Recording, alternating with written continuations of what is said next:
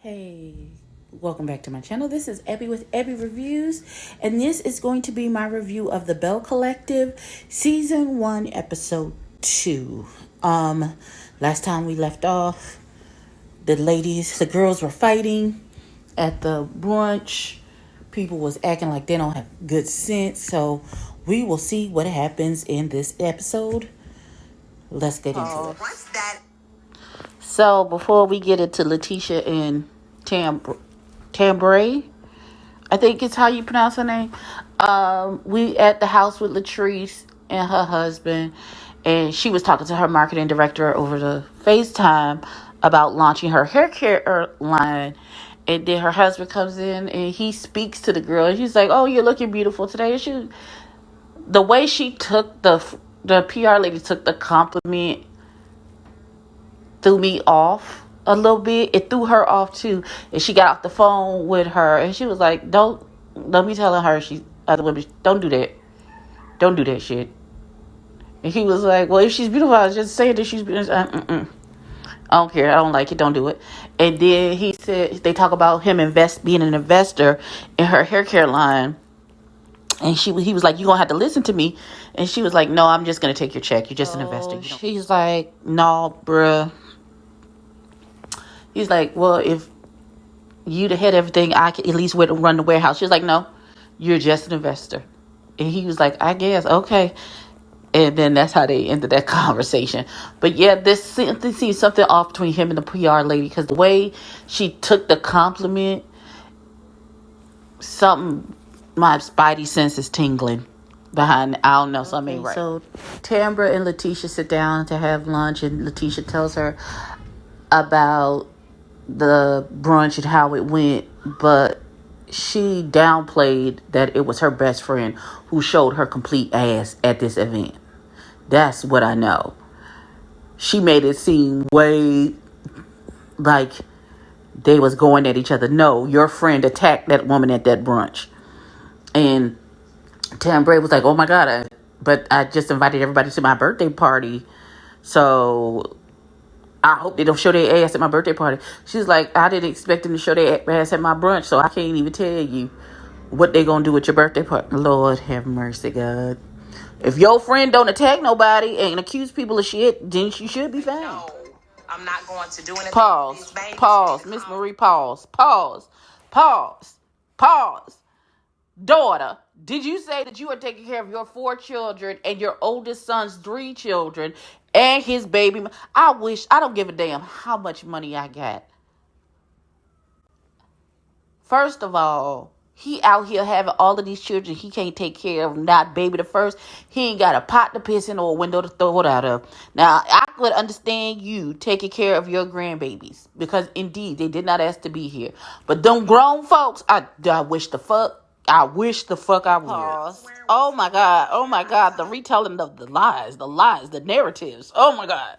So Miss Marie, her friend Essie says, well, you didn't talk to me about this brunch. She's like, girl, let me tell you, Marie, Antoinette, and they entourage. What entourage? It was just Marie and Antoinette. It's just the two of them. 2. 1, 2. Because if I don't know nothing, I know 1 + 1 = 2. But daughter, what you mean? What you mean? She done rebranded and repackaged this story for her to be the victim. Talk about all I asked her to do was validate if this hair that I purchased was her hair. That's not what happened, beloved. You tried that. You tried to start it that way, but then you immediately turned it into an attack on this woman. So this woman Marie has the nerve to tell her friend Essie, well, we all invited to this woman's birthday party, and I'm going to go over there and I'm going to give her all the business, because she ain't never going to come for me unless I send for her. Ma'am, you put a 24 gold-plated calligraphy invitation to this woman. You sent for her. You attacked her. You walked your ass over there, knocked on her door, and proceeded to attack her. Don't do that. Don't try and rearrange the narrative like you the victim. When you started it, you caused it. You went there with an agenda to attack that woman. Oh, trifling. Okay, pause before we get into this. So, Latrice has a meeting with Miss Dorothy Davis, who is the community liaison to Ferris Street. And they're talking about the history of the stores. There's still some stores that's open. One store been there since the 30s. There was a restaurant that Barack Obama, B.B. King, a lot of dignitaries have eaten at. And the first building that she wants to buy used to be like a ballroom.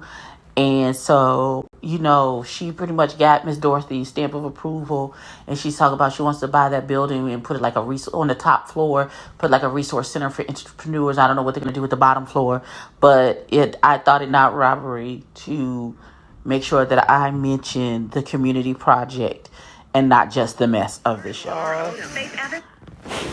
So Latrice goes over to Antoinette's house. Antoinette just redecorated. She gave her some of her hair care products, samples of her hair care products as a housewarming gift.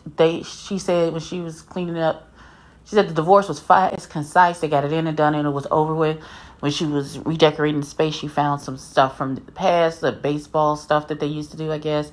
And there's a plaque of them, a frame picture of them being in the magazine. They were this power couple. And she's like, one of their main issues was about the fact that children and her having to give up everything in order to have children. And she wasn't in her career and she wasn't ready to do that. And so you can tell that she's still hurt by the whole thing. So,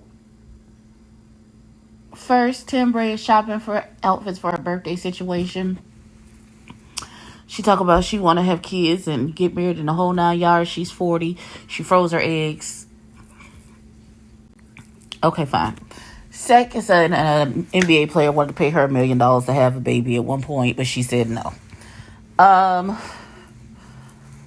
Then we go to Antoinette, who meets her best friend, some white girl. I can't remember the white girl's name, but bless her heart, she was wonderful in this situation.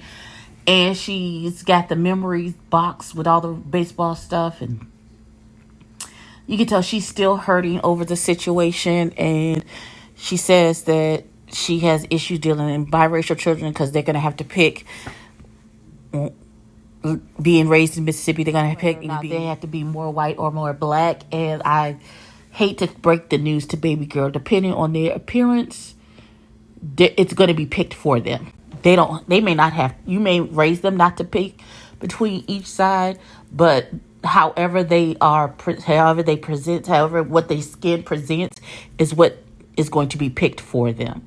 So, and that's going to be regardless of where you raise these children, whether it's in Mississippi, California, Arizona, or New Hampshire, it doesn't matter. However they physically present is what is going to be picked for them. And she's just hurt and devastated over the ending of her marriage. And I think she's still in love. I think she's still in love with him. And he broke it up and not her.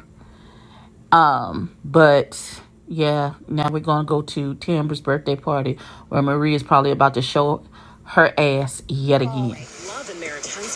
Oh, I hate that show with the fiber, all the fibers of my being. Your dry skin. Oh, the Lord don't want me to pause. Okay, so we had Timber's birthday party. Latrice and her husband and Antoinette show up.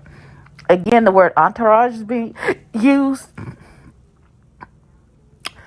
Marie doesn't count because she's her own. She's a cast member.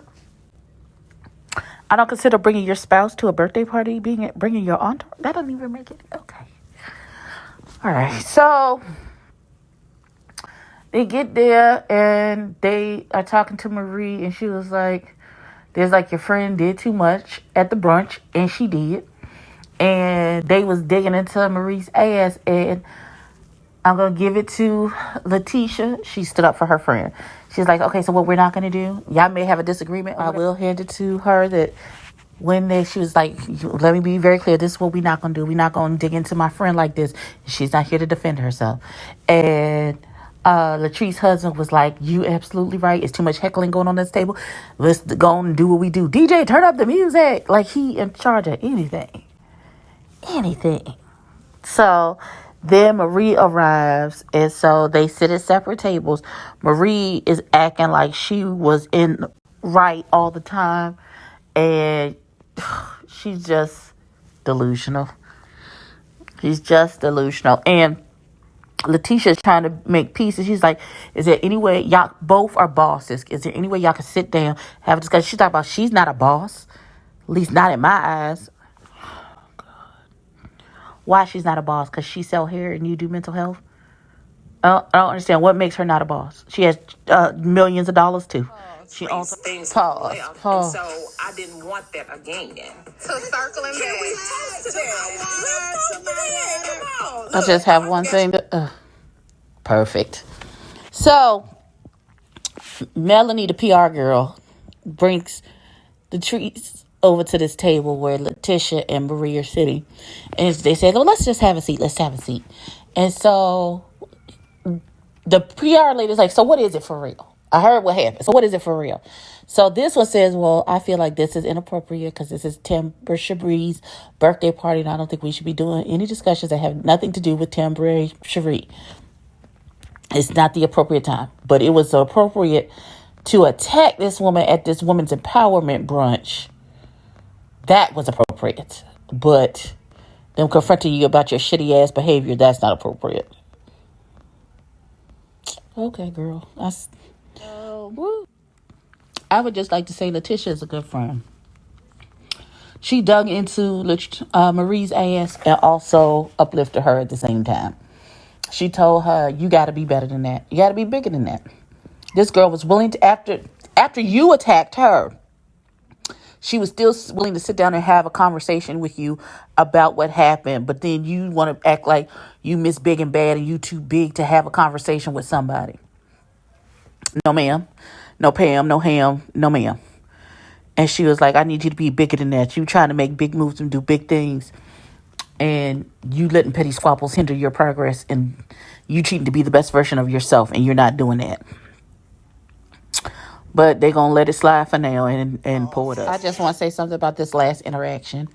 I want to say that is how grown women handle their business. Letitia took Antoinette aside and said, we need to have a little conversation. And Antoinette says, I already know that I was talking big shit about this woman's brunch. And I'm going to have to eat my words because I was wrong. And I shouldn't have done that.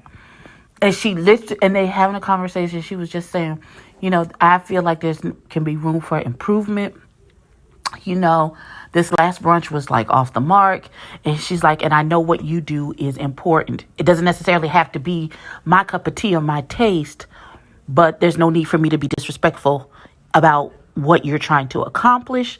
And she was like, I just want you to know that I did talk shit about your brunch. And she's like, that's okay, baby. I talked shit about your wig and how it needs to be pulled forward a little bit. And they both laughed and kikied, and then they were good. And she was like, I just want you to know if I will not speak an ill word against anything that you are trying to do. And if you hear anybody say from here on that they've heard me talking shit, it's not true because I've looked you in your face and say, I will not speak ill on what you're doing and trying to accomplish. And they said, okay. And then and they hugged each other out. And then they said, now that we are together, now we got to get Latrice and Marie. And Antoinette was like, girl, we going to need a drink for this. And then they was like, come on, let's go get a drink. I would just like to say that is one of the most mature, elevated, big girl panty conversations between two women on reality TV that I have ever seen in my entire life. And I am proud of them. Not that matters to these women because they don't know me from a can of paint. But the amount of bullshit and foolala and foolishness that happens on these reality shows that if they were just grown women with their big panties on could be resolved in a matter of minutes. Instead of letting your ego decide your fate. That's it. Final thoughts. Sometimes you gotta explain some things to your wife. So all in all, this was a really good episode. Everybody except for Marie and Latrice seem to be on one accord and good with each other. Marie doesn't seem to think that she did anything wrong. So I don't know how they're ever going to come to some kind of conclusion with her feeling like that. I really enjoy this. I'm kind of upset that it took so long for us to get episode 2, but now I think we're on an every week schedule, so we should be good. But yeah, that was my review and recap of the Belle Collective. Please like, comment, and subscribe. Tell a friend and tell a kin. And I will catch you in the next one. Peace.